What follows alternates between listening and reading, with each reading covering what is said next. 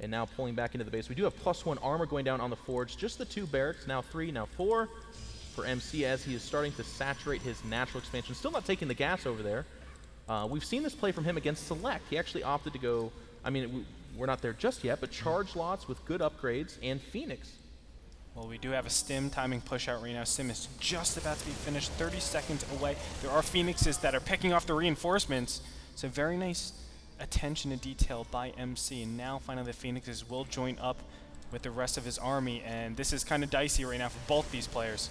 And MC's trying to tickle those medevacs, get them weakened just a little bit so that if he does push, he can finish them on faster. MC pushing out. Sentries behind. He needs to have those Zealots sandwiched up against that Bio army with the force fields behind. But Puma probably wisely pulling back here. I don't necessarily think he had any kind of opening there. But what I really like is him pushing out there. It does force MC to warp in more units, kind of focus away from chrono boosting out more probes. And really, it's just the cost of moving for Puma, which is very little. Yeah, especially at this time, MC usually relies on a huge Zealot count, but he has charge by the time any pushes come out. There's no charge, so all of his units can get kited away very easily. It forces the Stalkers out, forces the Sentries, which just slows down everything. Now, finally, the Twilight Council is put down. So, again, nice just sharking around by Puma, and it just does this indirect damage to his opponent.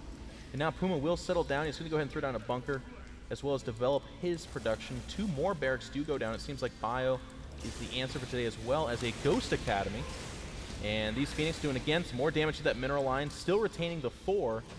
He's only built 5, and he's just lost the 1. So these Phoenix are absolutely tremendously positive for his gameplay right now. They've also shut down scouting.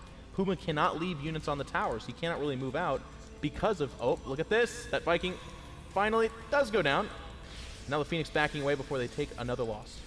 Well, there's a drop in the main right now, and there's a warp in. 4 Zealots are going to defend this, but not before the probes are going to be harassed. It looks like there's some good damage, but Puma is going to stop. The Phoenixes come in here, and this is going to snipe down this medevac. The Marines are going to die inside the medevac, and that's a huge hit to Puma. It's a little bit of a mistake there. Just 3 more Marines could have added so much more to that damage, but he had to know that it was a one-way trip with the Phoenix out there, and I think he's actually working against what MC would presume. He's like, hey, dude, I've got Phoenix. You can't be dropping me. What are you doing? And now the Bio Army is going to go ahead and park in the middle of the map, trying to assert himself on that tower, but really it's just a donation of a Marine. And the Phoenix are going to go ahead and back away. Puma, again, very Marine heavy, and that's why we're starting to see some Archons as well as these well-upgraded Zealots now sitting at 1-1 with their 2nd armor and charge just now finishing. Now, this is very, very tough. Zealot's speed is just about to be finished, so this is the timing. Actually, he's just going to pull back because High Templars are on the way out.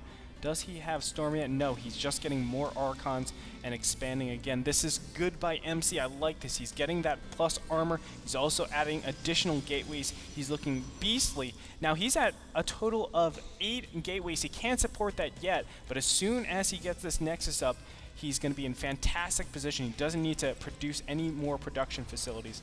And this is token MC. Nice. Yeah. Always expand behind your aggression. And that's something that for all our Protoss players out there, please do look at this. MC does this religiously. Every time he plays, if the attack wins or fails, there's always an expansion going up behind it. And as we can see, MC is not necessarily pushing forward for the actual attack, but he's asserting himself in the middle of the map to suggest that that is possible. And now it looks like Puma's going to come out to green. We could have one of our first major clashes. There are 3 ghosts in this army, and that's pivotal. They need to cancel out those Archons. Guardian Shield does go up. There's the Bioball trying to take good position. Pushing backward. No force fields. And with this kiting, it looks like MC's army is starting to bleed out a little bit, but those medevacs go down, and I don't think Puma can withstand, so they're both going to kind of push away. Nope, looks like Puma's going to pursue.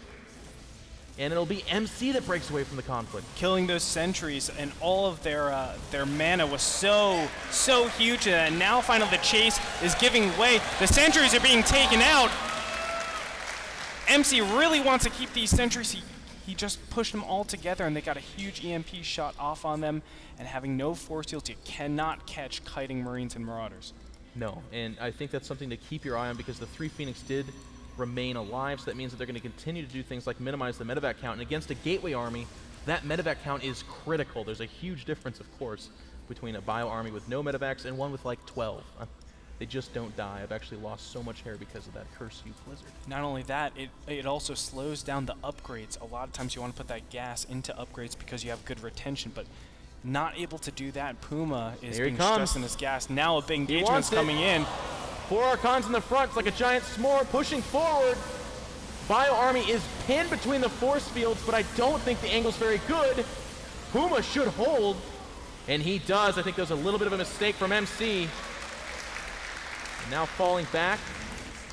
Puma has very discreetly taken a third base. They are on equal base. If you look at that harvester count, it is 62 probes versus 46 SCVs. So MC starting to pull ahead economically just by raw saturation. And we have a drop coming towards the main.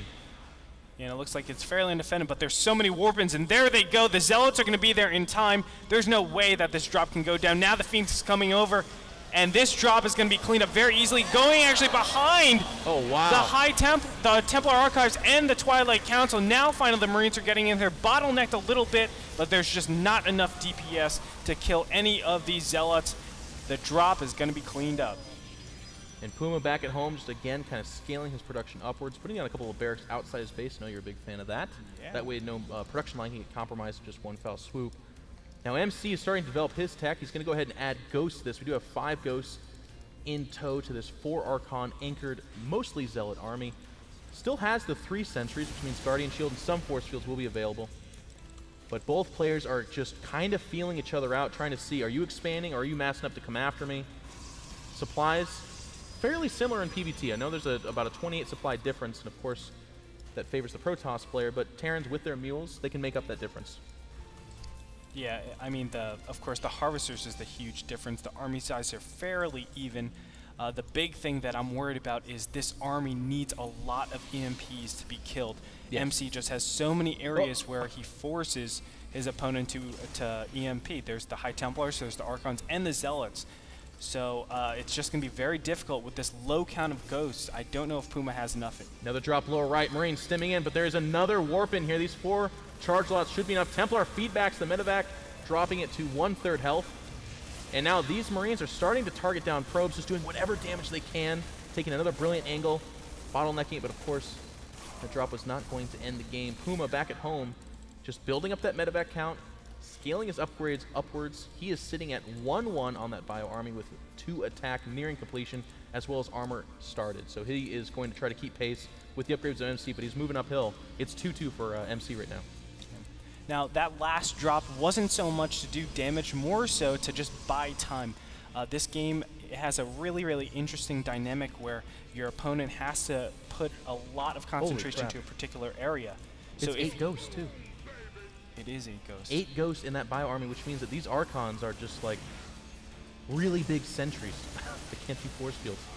Factory finally going to meet its fate, but it did scout out the entirety of the Protoss Army. Ghosts. And this bio push coming forward. Ghost moving forward. Sniping nice snipe. Templar. EMPs do go down. Oh, and all the units are spellcasters. Here comes the EMPs. And MC's got to back away. He does have Storms still with those Templar. But he's got to be careful. He's 1 EMP away from death. Oh, and there goes the EMPs. Big feedbacks go down. And now finally the Archons are just jelly. He goes straight through them, the Archons. And another drop going down on the 4th. There's so many Marines and Martyrs streaming in, but Colossus, a huge Colossus switch has begun. No thermal lands just yet, and it looks like a lot of these units are burned to a crisp, but moving in, the Colossus are being sniped down, more Marines streaming in, and now MC has nothing left. He's just relying on his Warpins. Marines and Marauders moving up, sniping down this robotics facility. The Colossus will be denied. And MC is running out of money. He did not have a bank of any sort, so even these Warpins are bleeding out. It's a stream of yellow coming across the map. Puma in this first game could be taken it. 1 Colossus is added to the mix. The range upgrade is now there, but he's not microing it backwards, and he does lose the Colossus. And GG!